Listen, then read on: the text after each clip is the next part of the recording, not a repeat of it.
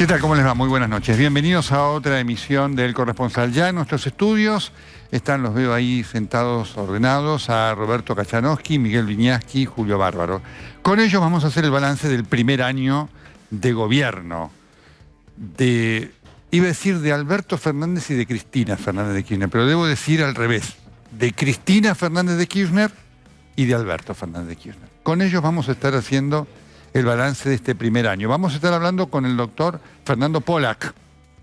Fernando Pollack es una pieza clave en la investigación de la vacuna de Pfizer, que es la primera vacuna que ha comenzado a darse contra el coronavirus. Es producto de un trabajo de una seriedad fenomenal que en la Argentina ha tenido uno de sus capítulos más importantes. El artículo apareció en la revista The New England Journal of Medicine, en donde se dan todos los detalles de la investigación. Tiene como primer autor al doctor Fernando Pollack. Y quiero comenzar en la reflexión editorial con, por supuesto, lo que ha sido dentro de esta semana el hecho político más relevante, no el mejor. Lo relevante no es lo mejor, es lo más saliente, lo más estrepitoso de la semana, que ha sido sin duda la carta de Cristina Fernández de Kirchner. Y quiero marcar dos o tres cosas, porque después vamos a estar haciendo la evaluación del año y de todas estas cosas con nuestros invitados. Pero sí tres o cuatro que son importantes para tener en cuenta dónde estamos y qué es lo que va a venir en relación a este gobierno. ¿Qué confirma la carta? Claramente, ¿no es cierto? Tres cosas. Primero, la centralidad de Cristina Fernández de Kirchner. Ella lo sabe. Ella sabe que cuando manda eso, se ubica en el centro de la escena. Cosa que adora. Cosa que le encanta. La psicopatología de Cristina Fernández de Kirchner, de la cual yo vengo hablando desde hace ya años, ¿no es cierto? Tiene mucho que ver con todo esto, ¿no? El narcisismo, el egocentrismo, el ser en el centro de la escena.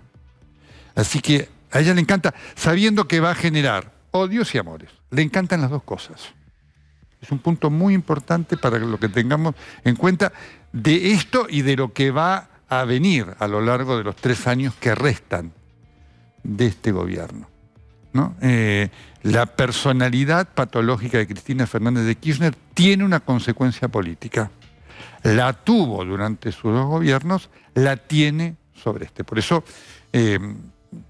yo la llamo la expresidenta en funciones. Así como cuando vivía su esposo, hablaba del expresidente en funciones, porque el que mandaba, el que marcaba la línea era Néstor Kirchner.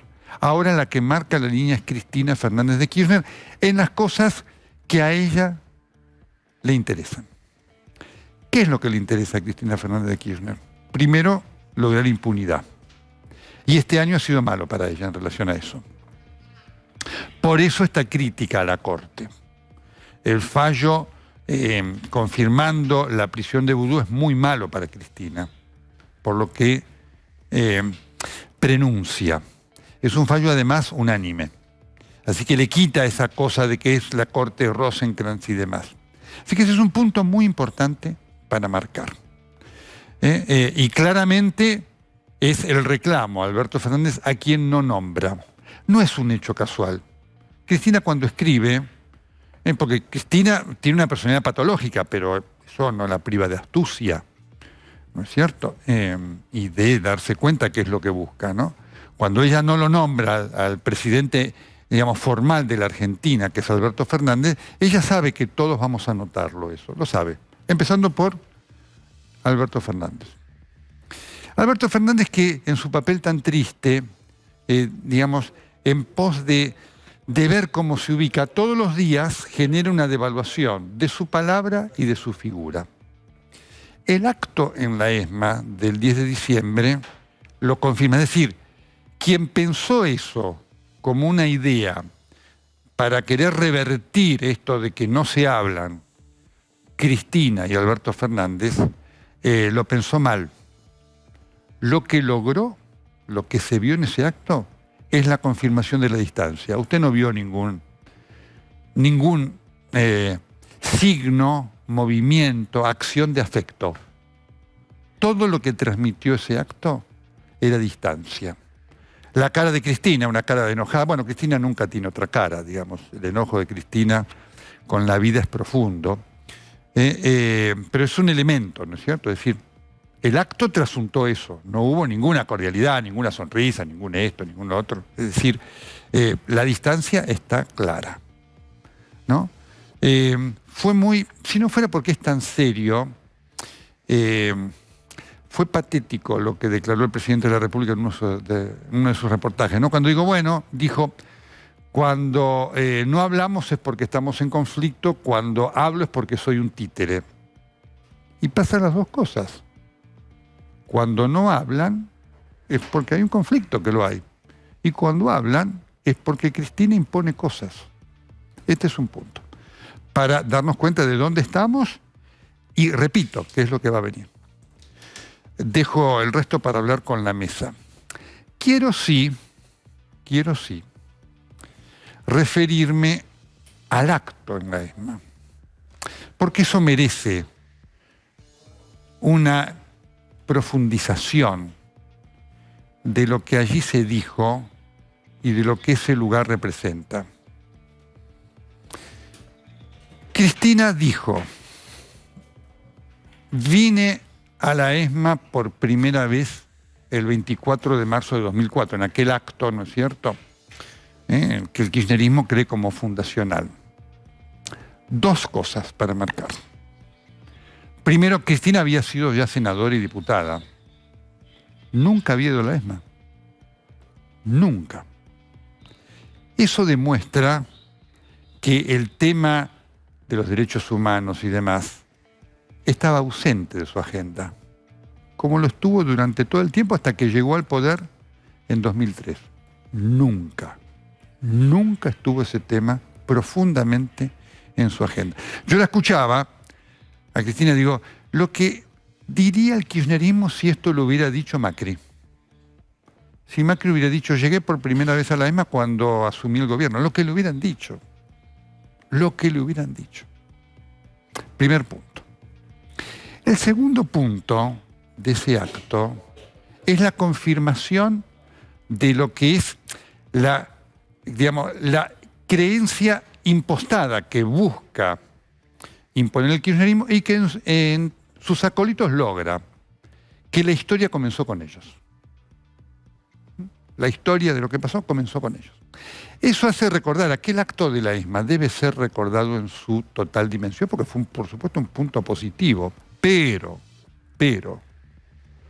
tuvo una horrible frase, una repudiable frase de Néstor Kirchner, que dijo, vengo a pedir perdón en nombre del Estado a todos los hijos, familiares desaparecidos y demás. Olvidando lo que había hecho Raúl Alfonsín, que produjo ese hecho monumental, que fue el juicio de las juntas, en el cual gran parte del peronismo lo dejó solo. Voy a contar una anécdota que Alfonsín nunca contó, es sobre su grandeza. Néstor Kirchner lo llamó después, porque alguien le hizo notar la barrabasada que había dicho. Lo llamó. Y entonces, palabras más, palabras menos. Un testigo clave de esa conversación, me transmitió alguna vez, le dijo a Néstor Kirchner, doctor Alfonsín, entiendo que usted debe estar enojado. Y Alfonsín, con su sabiduría, le dijo, no, querido, no estoy enojado. Estoy dolido, no por mí, sino por todos los jueces, fiscales y toda la gente que arriesgó su vida para aquel juicio que fue muy difícil. Néstor Kirchner le pidió disculpas en privado, nunca en público. Ese es el kirchnerismo. Es, digamos, la reinvención de la historia. Y un dato más con respecto a ese discurso de Cristina, porque es muy significativo. En los pocos minutos que habló de ella, de todo lo que hicieron en su gobierno, hicimos esto, hicimos y vimos, hicimos. Cristina. Esta es la radiografía psicopatológica de la expresidenta en funciones, que como hoy es la que manda, genera hacia el futuro un verdadero drama. ¿Por qué? Porque esta su presencia anula una de las promesas principales de Alberto Fernández, por la cual lo votó mucha gente independiente, disconforme con el gobierno de Macri, por supuesto, con su catástrofe. El tema de terminar con la grieta. Y por supuesto, con Cristina al mando de este Titanic, no hay posibilidad de terminar con la grieta. Porque Cristina es la grieta. Es la consagración de la grieta. Y es la única manera que ella conoce, no solamente de construir poder, de vivir. De vivir. Es mucho más profundo. Y es mucho más dramático. Y entonces le da a este gobierno un rumbo de Titanic. Más allá que después pueda ganar la elección del 2001 o lo que fuere. Pero cuando digo le da un rumbo de Titanic, es porque augura el fracaso. Este gobierno no tiene otro destino de fracaso. Insisto, lo reelijan o no lo reelijan. No tiene ninguna posibilidad de cumplir con el desafío esencial de la Argentina, que es el del acuerdo político. Porque Cristina está ahí. Cristina es la antinomia. Cristina es parte de un proyecto cuyo concepto es el adueñarse del Estado. Es el modelo chavista, con todas las diferencias que hay. El modelo chavista es un modelo cívico-militar, acá no existe eso, afortunadamente. Pero el concepto de Cristina es ese. Tengámoslo presente. Es lo que dejó el 10 de diciembre, que tiene el valor de proyectar un futuro incierto, porque lo deja Alberto Fernández sin rumbo, a las expensas de cómo hoy se despierte Cristina, cómo sea su humor. Y por supuesto, cuando no hay este rumbo, como decía Séneca, ¿no? Cuando no se sabe a dónde se va, el viento a favor no lleva a ninguna parte. Muy bien. Perfecto.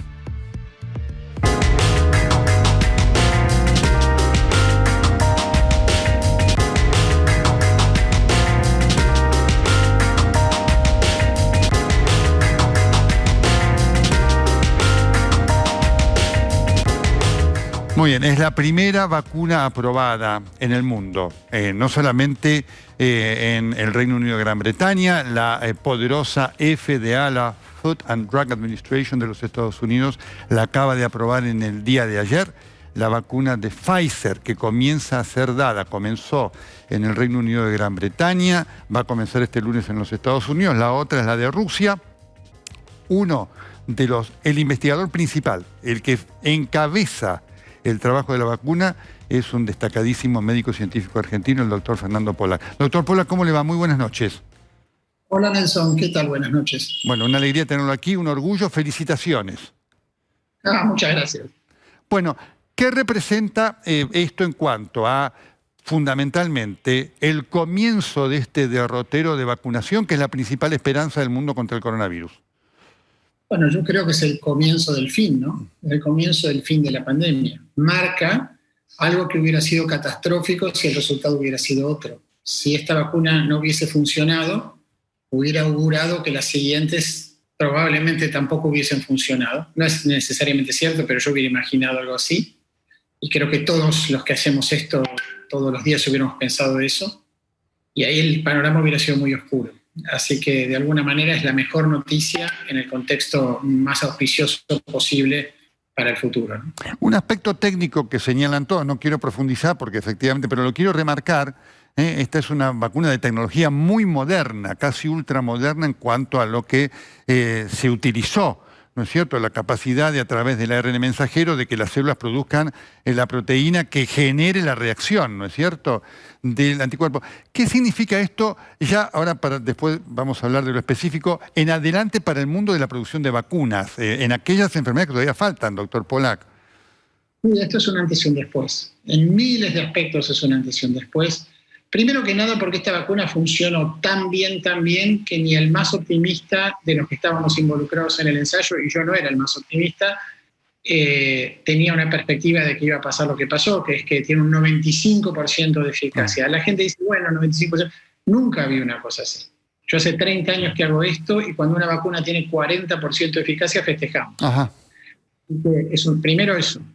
Segundo, que uno de los grandes dilemas en algunas enfermedades es que cuando uno le entrega la proteína hecha en el laboratorio al cuerpo, el cuerpo hace un poquito algo diferente que cuando la produce el mismo cuerpo. Claro. El cuerpo normalmente en infecciones virales produce las proteínas porque el virus se mete dentro de las células y, como usted decía, Nelson, le hace al cuerpo, el cuerpo le hace de maquinaria al virus y le genera, ¿no?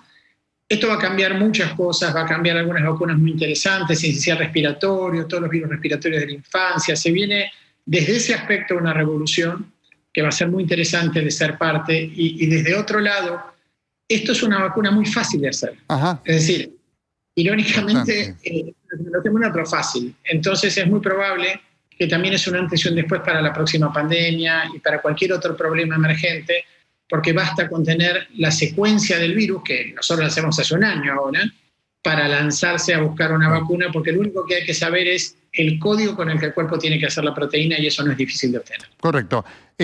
¿La vacuna va a llegar acá a la Argentina o todavía tendremos que esperar lo que sean las negociaciones correspondientes para que, insisto, haya disponibilidad de la vacuna de Pfizer?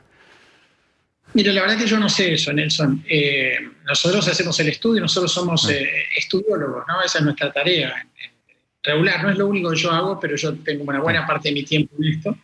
Y hacemos distintas compañías, distintas cosas. Bueno, esta vez nos tocó, por suerte, estar en el caballo que ganó la carrera. Y ojalá, porque si usted me pregunta a mí, y le aclaro que yo no estoy vacunado con la vacuna de Pfizer, porque nosotros no hemos recibido vacuna para el equipo de investigación, yo estaría encantado de vacunarme. Así que verdaderamente me parece que ojalá. Perfecto. Esto es muy importante. Sigo avanzando.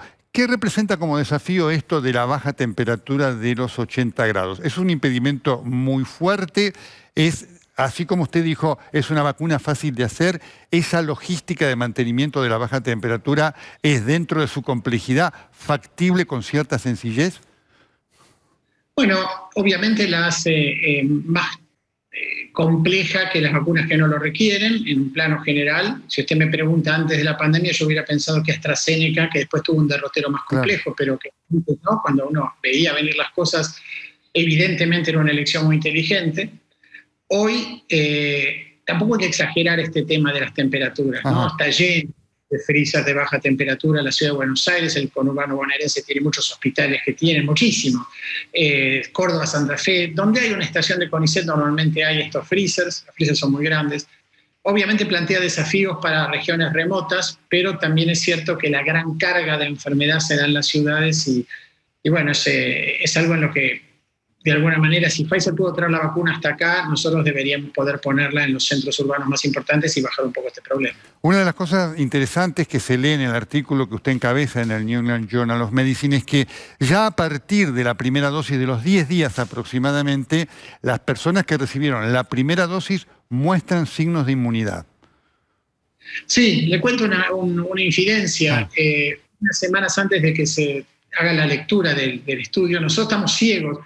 Claro. Es muy importante saber eso. Nosotros nunca sabemos qué va a pasar hasta el momento en que se abren los números. Yo me entero casi con usted de los resultados de estas cosas. Por ahí me entero 10 minutos antes, pero no más. Y en ese contexto, un par de semanas antes estamos hablando con el equipo de vacunas de Pfizer de Nueva York. Nosotros fuimos el sitio más grande del mundo en esto, pero por muchos cuerpos, ¿no? Nuestra unidad tuvo 5.776 voluntarios y la segunda unidad tuvo menos de 1.000. Para darle una idea más clara todavía, un amigo mío fue el vacunado número 100 en uno de los hospitales de Nueva York, de los hospitales que todo el mundo habla en Nueva York, y le trajeron globos y una torta. Nosotros hacíamos 100 personas a las 10 de la mañana. Impresionante. De cualquier día. Entonces, eso hizo que Pfizer ponga muchísimo énfasis en controlar el proceso en la Argentina, y yo tenía martes y jueves a la mañana una reunión con 4 vicepresidentes de Pfizer en la que revisábamos todo el proceso de cómo iba este estudio, cómo estábamos cuidando los procesos, cómo estaba, si había algún obstáculo, si no había, cómo iba. Y también hizo que entidades como la ANMAT nos auditen exhaustivamente, claro, ¿no? Y claro. muy profesional. O sea que a mí le voy a decir que me causó mucha satisfacción, porque es reconfortante cuando una entidad regulatoria del país propio viene y trabaja muy bien y muy intensamente. Eso a uno le da tranquilidad cuando uno no está en el estudio, sabe que lo están cuidando. Ahora, dicho esto, porque me fui a cualquier lado, en una de esas mañanas estaba yo hablando con el vicepresidente de vacunas y él me decía, bueno, en una semana llegamos a tener suficientes casos para demostrar que si la vacuna tiene un 70% de eficacia, podemos parar y hacer lo que sucedió. Claro. Yo me empecé a reír y le decía, se llama Bill, le decía, Bill, eso muestra que vos estás muy adentro de Pfizer, porque tenés una ilusión de un número que yo no veo por dónde vas a conseguir. Y terminó siendo 95%. Impresionante. Impresionante. Doctor, ¿qué han significado estos 2 casos que aparecieron en el Reino Unido de trabajadores que tenían una alergia severa, por eso andaban con un kit de adrenalina, a los cuales se les aconsejó no recibir la vacuna?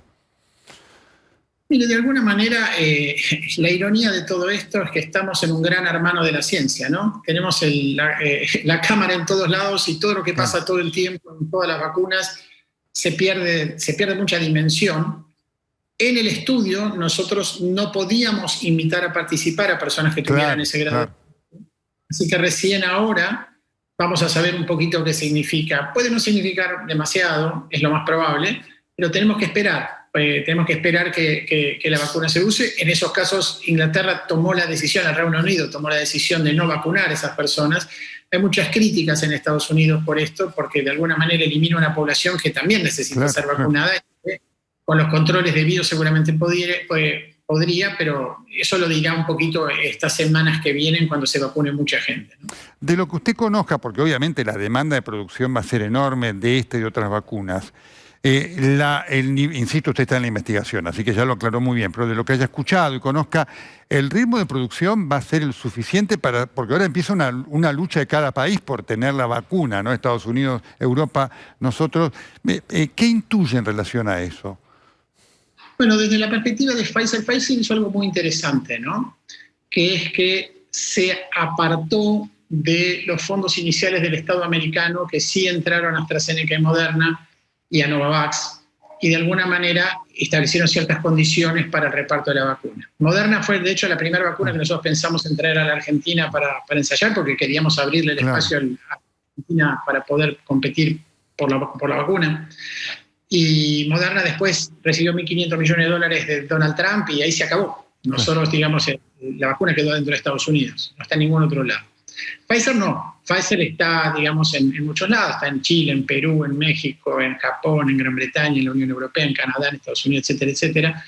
Y tomó otra política en ese sentido. Pfizer no tenía, ninguna compañía tenía capacidad de producir vacunas en los billones B. Y se tuvo que adaptar de millones a billones. Y eso es un poquito lo que vamos a tener que acompañar en la primera parte del 2021, que yo creo que es el principio del fin, ¿no? Es correcto.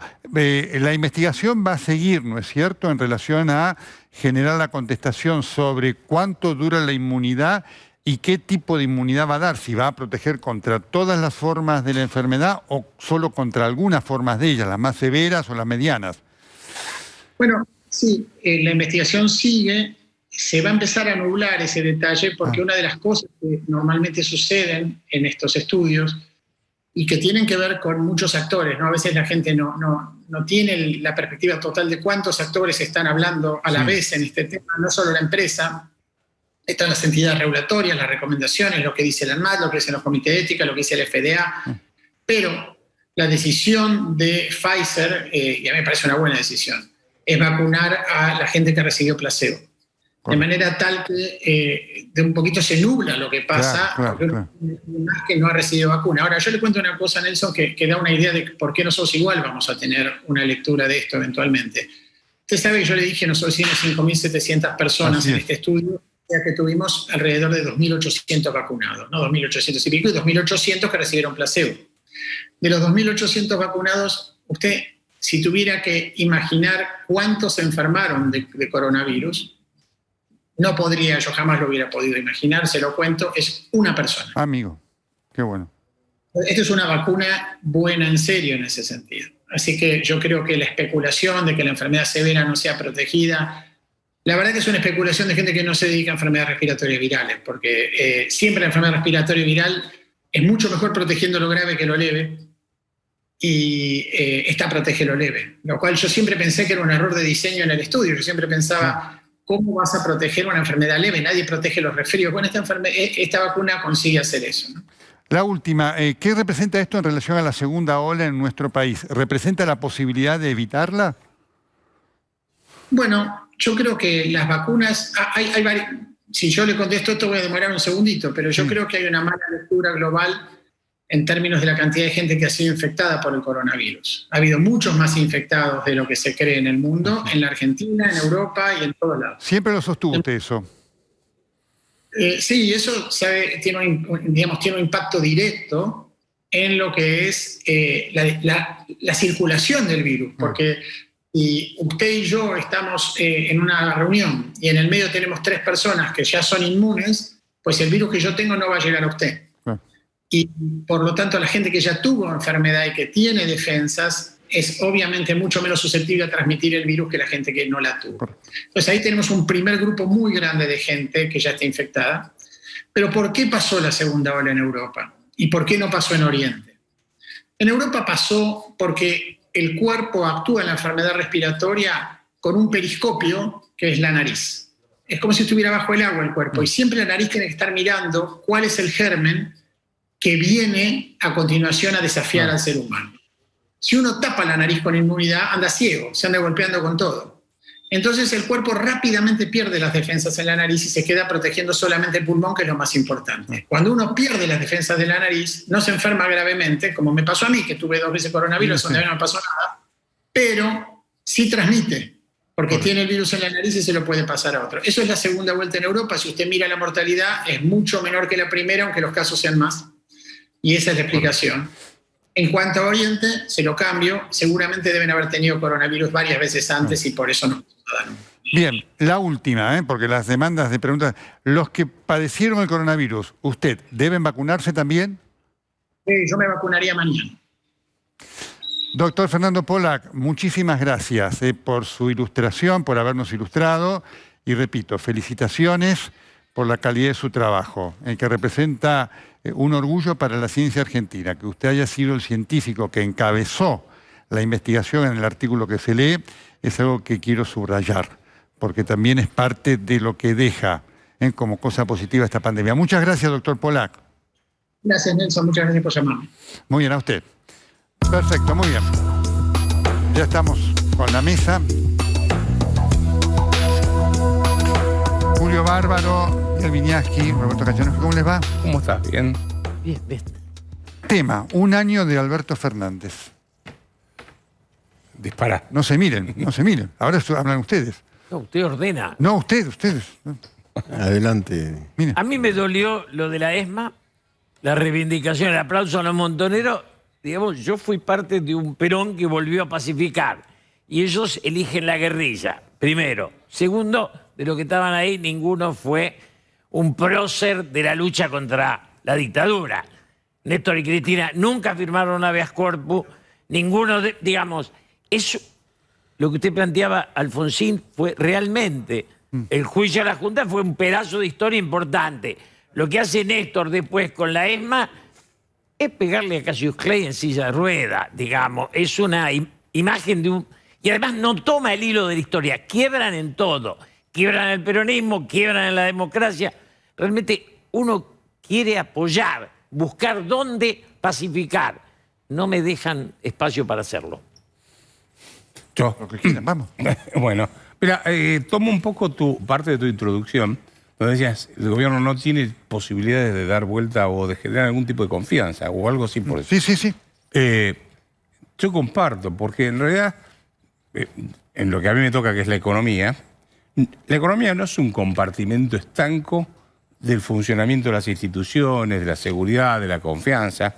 Entonces la pregunta es, ¿quién va a invertir en la Argentina donde la justicia es atacada, te matan con impuestos, se vuelven locos con regulaciones, etcétera? Creo que todos vamos a coincidir que Argentina necesita desesperadamente inversiones para crear puestos de trabajo. ¿Sí? Sí, claro. Después vamos a discutir cómo las logramos, etcétera, pero el primer paso es ese, ¿sí? Ahora, si vos vas a atacar a toda persona que invierte y la vas a descalificar y le vas a cobrar, pues es que Argentina es el segundo país más caro en el mundo en materia impositiva. Increíble. Es el segundo más caro, de acuerdo a un trabajo del Banco Mundial que se llama Doing Business. Son 17.000 contadores que por año hacen el cálculo. Primero es la isla de Comoros y después nosotros. Vos ganás $100 en Argentina y te cobran 106 de impuestos. Miguel. La verdad es que me parece que este año de gobierno es una aceleración de una larga decadencia. Ajá. Lo cual es naturalmente de un enorme dramatismo. Y me parece que ese acto al que refería Julio y el aplauso a Montoneros es una de las claves de esa aceleración. Porque es una... A ver, ¿a quién le mejoraron la vida a los Montoneros? ¿No? Nadie debió haber sido llevado a la ESMA, naturalmente. Eso no debió haber ocurrido. Por supuesto, eso nunca más. eso fue toda discusión. Ahora, el aplauso de Cristina y de Alberto Fernández lo que hace es poner cabalmente ante la sociedad o exponer que de alguna manera esa ideología o mitología o como se la llame sigue vigente por otros medios, por ejemplo en las usurpaciones, en la cuestión de los mapuches, etcétera, y hay nombres que se repiten, ¿no? A Canarvaja, Perdía, etcétera. Eso es ponerle quinta, ¿no? a un tobogán que no sé realmente a dónde nos lleva. ¿Me permitís agregar un punto? Sí. Yo creo que tampoco es que nos anclemos en el pasado, ¿no? Pero recordemos, si no sé si van a coincidir conmigo, Montoneros quería derrocar a un gobierno constitucional en última instancia. ¿Sí? O sea, por las armas querían hacerse de poder. Lo que es coincidir con él. A mí me cuesta un trabajo enorme. Pero cada tanto nos toca esta parte. No, pero es cierto lo que dice. No. Es decir, yo que viví esa etapa, eran diputados conmigo, matan a Rucci siendo diputado. O sea, toda esa historia es una historia para una autocrítica, como le hicieron los tupamaros en Uruguay.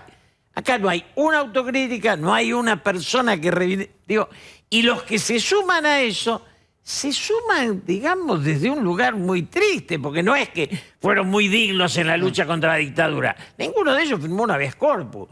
Ellas reivindican la carta, el único juez que reivindica es un juez de la dictadura, que se llama Zaffaroni. Es maravilloso. No es el uso, perdón, no es el uso, es pervertir el uso de los derechos humanos. Sí, sí. O sea, usarlo políticamente. En realidad no te interesan los derechos humanos, pero lo usas porque políticamente te conviene. No sé si... Un patrimonialismo de los derechos humanos, precisamente expropiárselos a la sociedad.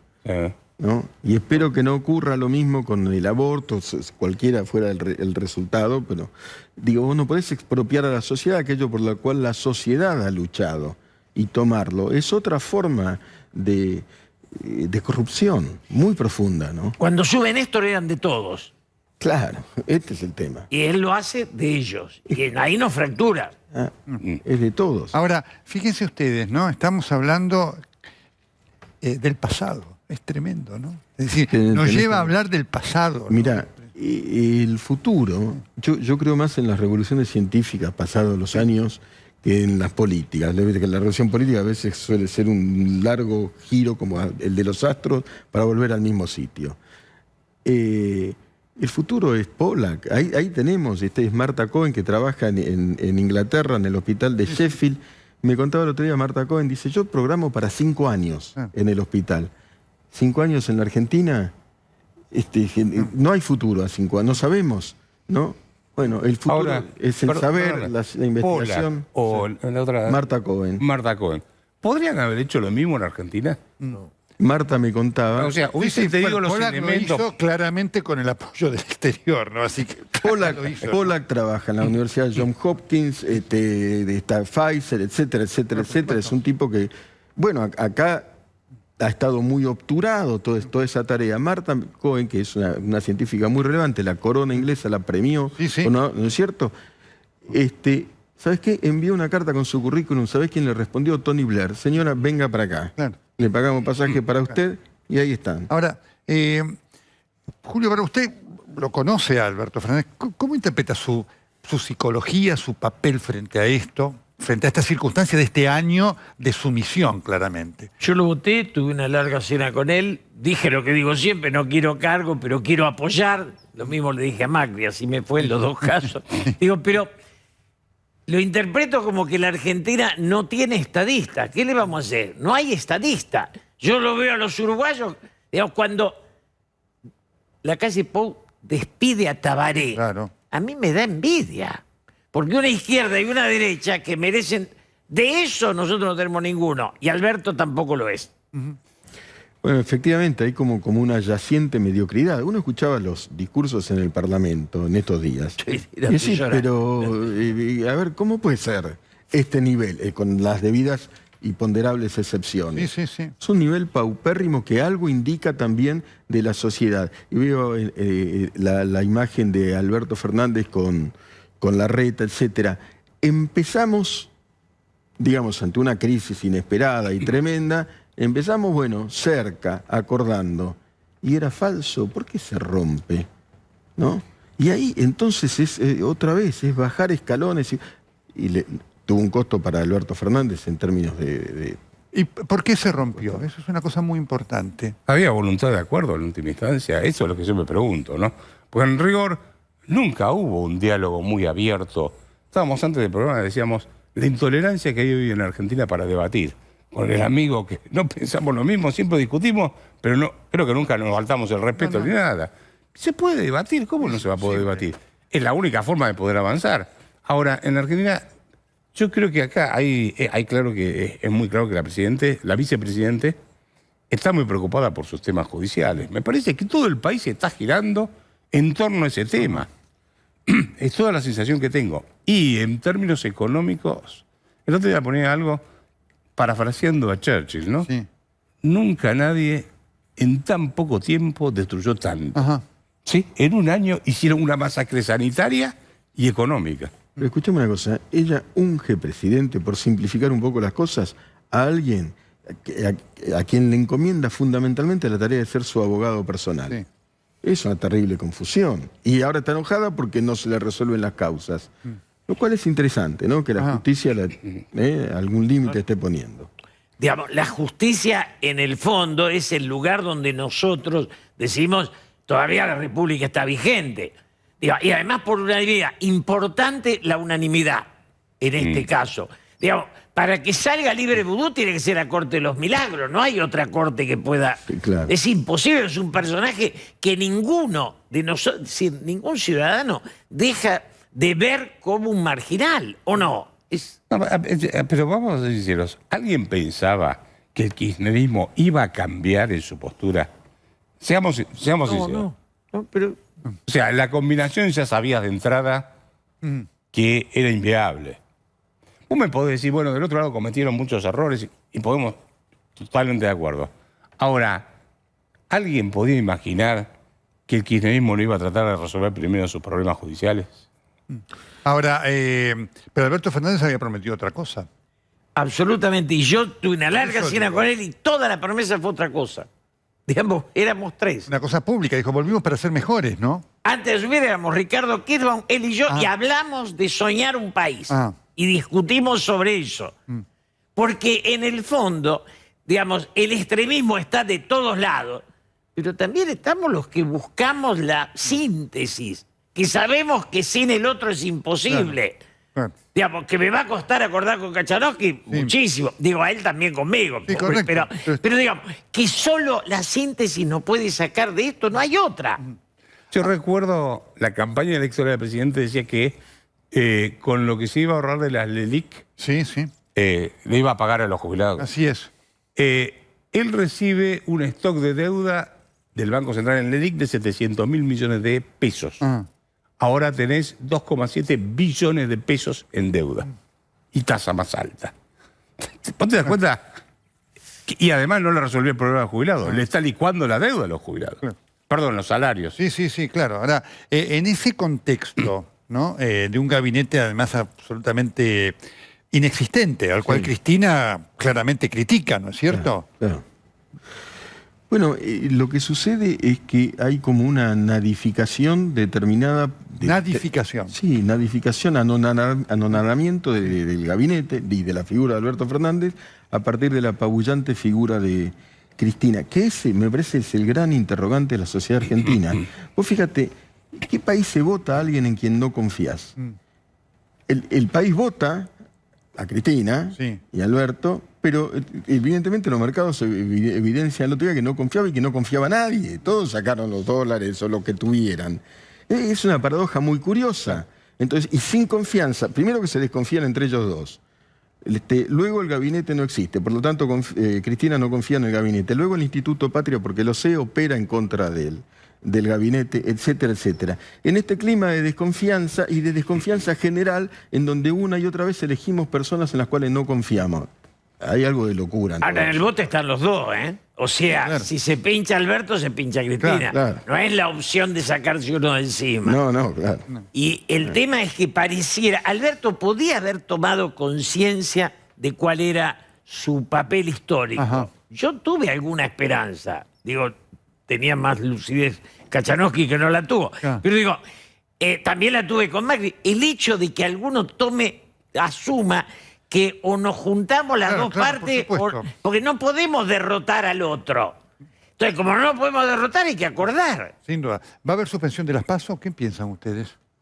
Nada se puede cambiar cada 4 años. No se puede cambiar el procurador, la corte, la PASO. Alguna vez las instituciones tienen... Sí, está bien, pero la realidad es que nos va así por las instituciones que no se respetan. O sea, siempre digo, el problema económico argentino... ¿Qué punto este importante? Yo siempre digo, el problema económico argentino es el emergente de los valores que hoy imperan en la sociedad. Ni los mejores economistas que vos sientes, elegí a los que vos quieras, los sentás en el Ministerio de Economía y hacen sapo a los 5 minutos. Porque si no tenés respaldo político, confianza en que la política va a respaldar ciertas políticas públicas, no vas a poder avanzar. Ahora, yo nunca ejercí el poder ni lo quiero ejercer, no tengo nada que ver con eso. Ahora lo que me pregunto, viendo de afuera como un ciudadano común, es ¿por qué se miente? Es decir, ¿por qué Alberto dice va a haber no sé cuántos millones de personas vacunadas en diciembre? ¿Pero qué día es hoy? Y no hay ninguno. ¿Y por qué se miente? Digamos, ¿no? Y no se evalúa el costo, en algún momento tendría que haberlo, ¿no? Bueno, vos recordás cuando presentaba las famosas Filminas, Sí. siempre terminaba algún país desmintiendo lo que había dicho en alguna de las Claro, Filminas. claro. Tienen esa manía de construir relatos y romper las estadísticas. Recordemos lo que pasó en el gobierno anterior. Se dejó de medir la pobreza, el índice de precios al consumidor se distorsionó. El gobierno de Cristina Fernández de Kirchner, ¿no? Sí, Exactamente. sí, entonces es como rompo las estadísticas para que la gente no sepa lo que está pasando. Sí. El problema es, en otra época, el cargo de ministro, de diputado, senador, daba prestigio. Claro. Hoy, el ministro es un personaje tan devaluado que casi diríamos no caminan por la calle para... ¿no? Bueno, pero ahí hay un tema que en otra mesa también tuvimos la desgracia de coincidir en ese punto, que es que la política se transformó en un negocio, habíamos Claro, dicho, ¿sí? ¿Qué es esto de un negocio? Vos mirás, y no es solamente lo que gana un diputado, un senador, eso es parte del gasto. Vos mirás el conjunto, vos decís, por ejemplo, todo lo que son planes sociales. Mirás y decís, ¿son realmente necesarios? ¿O ahí atrás hay un negocio? Ustedes vieron, se lo redondeo. Sí. Hay un, creo que concejal de San Juan. Sí. ¿Sí? Sí. Que el tipo pide la pensión por invalidez laboral. Sí. Tiene 39 años. Sí. Y va a cobrar 100.000 pesos. Ah. ¿Vos te imaginás que el 60-70% de los jubilados ganan la mínima? ¿Ven eso? Yo digo una frase dura. En mi generación, tengo 78 años, hubo miles de muertos, decenas de ricos y ningún estadista. La pregunta que les digo para la pausa es, ¿qué rol va a jugar la Cámpora aquí en más? Ya estamos con Julio Bárbaro, Miguel Viñaski y Roberto Kachanowski hablando del primer año de este gobierno de Cristina Fernández de Kirchner y Alberto Fernández. Ya estamos en la parte final del corresponsal y había dejado una pregunta, pero quiero cambiarla y voy a hacerla ahora para escucharlos en el final a ellos. ¿Qué quiere Cristina Fernández de Kirchner? Julio Bárbaro. No, yo creo que lo que ella quiere es un imposible, es una utopía, es imponer su proyecto sobre el resto de la sociedad. Eso la lleva a una derrota electoral, pero inexorable. Yo le pido que medite, que entienda y que convoque la unidad. Es la única forma en que ella quede bien parada en la historia. Miguel. Quiere el poder y quiere el poder de su hijo, como su sucesor. Roberto. Yo me remito al libro que vos debés haber leído, La locura en el poder, de Vivian Green. Yo quiero que la gente lo lea. Cuando la gente pierde noción y hace cualquier cosa cuando tiene poder. Sugiero ese libro. Agrego entonces una villa para terminar. ¿Nadie la frena hoy dentro del gobierno? Yo creo que la derrota electoral del año que viene va a cambiar la historia y tenemos que hacer que haya opciones para que la gente no tenga que votar en esta dupla Macri-Cristina. Y la justicia la está limitando, por eso su enojo con la Corte. Roberto. Sí, no, a ver, yo creo que básicamente está todo concentrado en sus problemas y el país, si vos mirás, preguntás, ¿cuál es el proyecto político-económico que hay en el país? Nadie sabe, nadie sabe. El ministro Guzmán lo único que sabe hacer es patear la deuda para adelante y ninguna otra cosa más. Aplican un impuesto a la riqueza que no sé a quién se lo va a cobrar. Me la paso, mando WhatsApp a un empresario y la respuesta es, hace 3 meses que estoy en Uruguay con mi familia. ¿Sabés la cantidad de gente que se fue para el otro lado? Obviamente. Julio Bárbaro, Miguel Viñaski, Roberto Kachanowski. Gracias. Muchas gracias. Un año del gobierno de la expresidenta en funciones Cristina Fernández de Kirchner y su colaborador, el presidente Alberto Fernández. Dijo Abraham Lincoln: se puede engañar a toda la gente algún tiempo. Se puede engañar a alguna gente todo el tiempo. Lo que no se puede es engañar a todo el mundo todo el tiempo. Ya no hay engaño en la Argentina. La que manda es Cristina Fernández de Kirchner. Ya viene TN Extremo Plus con Juan Budvilowski. Hasta aquí el corresponsal. Los espero el próximo sábado. Muy buenas noches.